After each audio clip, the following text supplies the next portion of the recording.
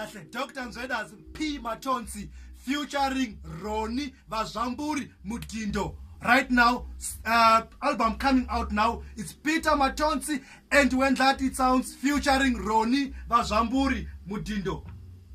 Kahle. This was Vazamburi now Zweda. Yeah, featuring Zweda kuti timbo zvamburira vanhu magitari. Asi kuzvambura ndokwedu kwati kana mati taura norondo.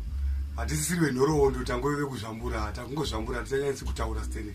Tinotenda tsigirai mukomana Zweda asumukewo music yake. Tinokutendai kahle. Featuring Stuart Citro Dopa. I my drums now. I salute you. Yes. I salute you.